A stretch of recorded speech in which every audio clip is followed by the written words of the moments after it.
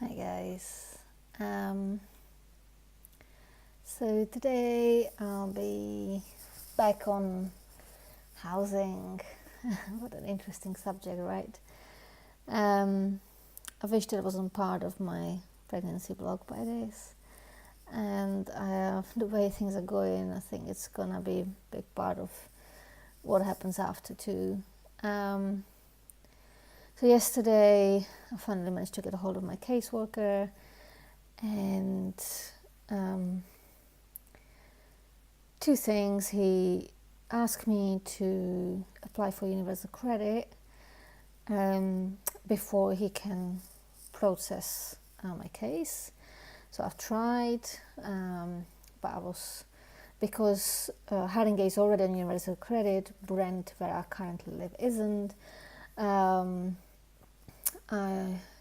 When everything with universal credit is online. So, you start by putting your postcode in, and it tells you if it's available to you or it isn't. And when I put my postcode in, that's just temporary accommodation without even a contract, it tells me it's not available to me. So he asked me to call Brent Housing Benefits and ask them to assess me, although they're not going to be, housing me, or they're not going to be paying the housing benefits. That's going to still come from Haringey once I am moved there by the Haringey Council, who accept the responsibility for me. So I obviously immediately took action. So I called Brent Council, spent about a good hour on the phone before anyone actually answered. Then I spoke to some nice chap, he sounded nice enough, who said he doesn't have a clue how this works, and he was able to help me, that he needs to speak to someone who knows more about this, and that he would call me back within an hour. I kind of had a kind of inkling that it's going to be a bit longer, and I had a client booked for the afternoon, so I cancelled the client because I didn't want the session to be interrupted by the call, and I didn't want to miss the call. The office closed at 6, and I originally spoke to the person at 1, so 5 hours later, no phone call. Cancelled client, still no information, losing more days of doing anything. So I have to call back on Monday, and then I'm working, so it's not like I can be all day on the phone and keep trying. So yeah, that's at the moment still unresolved, and I don't even know if they'd be able to help me, but at the moment it's just being pulled from pillar to post. Even when I tried to call the universal credit, again it took about half an hour to get through, and then the person told me, oh, you need to speak to someone else, like a different department, I'll transfer you. He transferred me. It went straight to kind of like the automatic messages when you still have to go through options. So I go through the options, and it tells me, okay, this, you need to go online to find more information. This call will end now, and 222, phone call off without the information I needed. So it's really frustrating. It's not very well managed. It's chaos, and it looks like the help I need is even further away. Also, the caseworker was incredibly rude and come across incredibly incompetent, to be honest. It's just, he triggers me so much, he annoys me so much. I just would like to tell him what an asshole he is, but I really try to keep my shit together and just be polite. But yeah, he basically told me that it's unlikely any accommodation will be found for me before I give birth, that I will go to a hostel from the hospital, and that the hostel is unlikely to be mother and baby unit. It's likely to be the normal hostel, which is where people come from, like really the dire straits, where people go from when they've been released from prison, when they just coming off the streets. Often, they have drug addiction problems, alcohol problems, mental health problems, and there's also domestic violence abusers who are on bail. Great company for a young woman with a newborn. Yay, something to look forward to, especially as a police officer as well. Um, yeah, wonderful. And you share, so it's like a hostel, so I might have a room for myself, but I still have to share bathroom, kitchen, washing machine. We're talking having a baby with still not fully developed immune system, sharing communal spaces where hygiene is, it's not particularly great, with people who might have all sorts of illnesses, not sort of fault of their own, they've been on hard times, and I'm not putting blame on these people. It's more about the council placing me with these people, putting my baby at risk. We're talking Hep C, HIV, TB, all these kind of illnesses. These people often flu as well. They don't have because their immune system tends to be down as well. They don't have particular protection, so easily spread. Unless I walk around with disinfectant, run a empty wash with the disinfectant on 90 degrees before I actually put my baby stuff in there. Cleaning the bathroom and kitchen every time I want to use it. And that's having a newborn that I'll be breastfeeding every couple hours. That's if I'm lucky, because sometimes the feed's a bit all over the place. I'll be exhausted. I'll be still recovering. I'm scared. I'm honestly scared. Like yesterday I was in pieces. I was so tired, and I spent the evening crying. Like even now it's still touch and go. I'm just trying to take it as it comes. But just the idea of the risk that my baby's gonna be put through unnecessarily.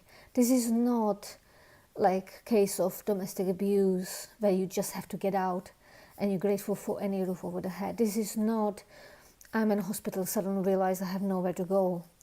This is, I've told the council 6 months ago, I will go to private, I will have to look for it by myself. All I need is a letter from the council to say that, I have a housing need and I will need support. So I am then entitled to the discounted housing, like through housing associations and stuff. Housing association will not house me without the council's approval. That's all I need. That's all I'm gonna get anyway. Yet they putting me through the stress and through the risks to my baby's health and my own. For like what? It just doesn't make sense. Also, the idea that if I stayed, instead of going to the hostel, if I stay with a friend for a few weeks for free, we'll just, I can't stay forever, but I can stay there for a few weeks. If I did that, I will lose the right to the help. How does that make sense? Why? Because they will pay for the hostel, so it's already costing them more than if I stay with a friend. Also, I'm taking place from someone who quite possibly needs it more than I, in that they really truly have nowhere else to go. But if I don't take that, I'm just left with nothing. I can't stay in my friend's place forever, but that's what they kind of expect. I can't find my own accommodation that's suitable because they will not take me pregnant or with a child, knowing that I'm gonna be on just maternity, allowance or whatever, statutory pay on my own, not being able to work for a while. They will not accept me, not on my own, not for a place that's big enough, and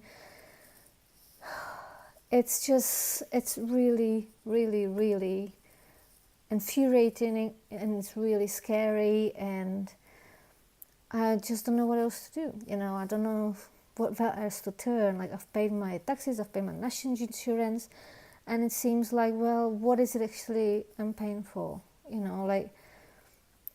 it's supposed to be, national insurance is supposed to be providing with your security that if you hit hard times, this is my insurance, this is what I should be able to fall onto.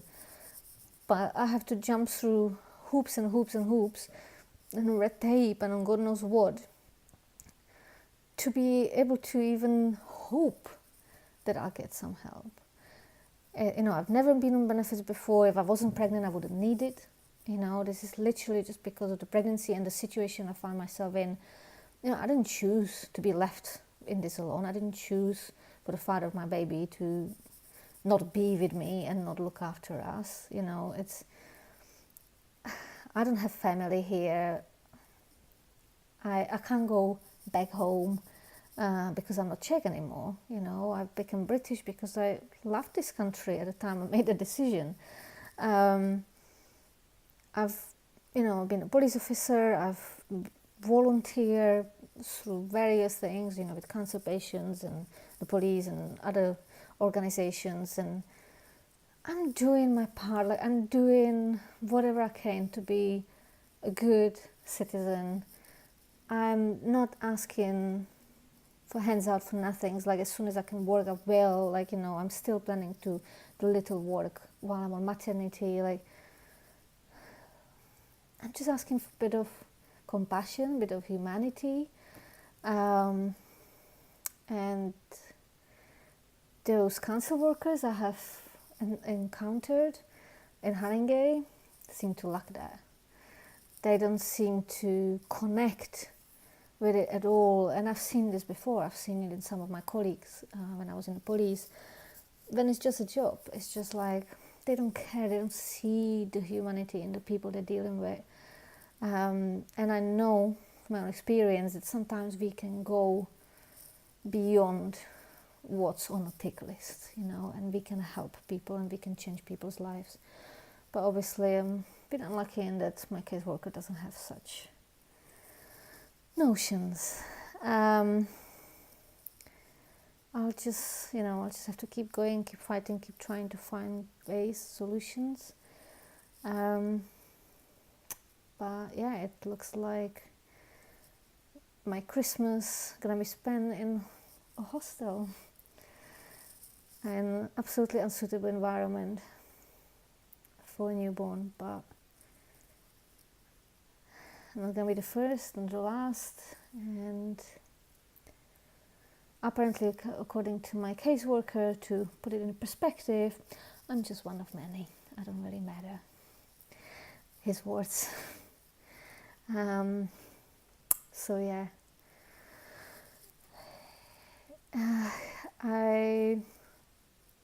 the petition just feels even more important than ever. Like, I really want to improve the situation for other people. I don't want anyone else to go through what I'm going through ever. It's horrible. Just that feeling of I'm already very much harder. He hasn't been born yet. It's horrible. And the constant mixture of anger and fear and frustration is hard to handle. It's overwhelming. And I still have to, just get on with my life, work and get things done. And yeah.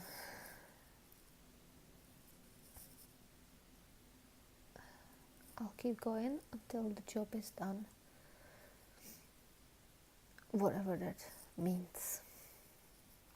So I just felt I needed to share that update, and yeah, I'll be in touch. See you soon.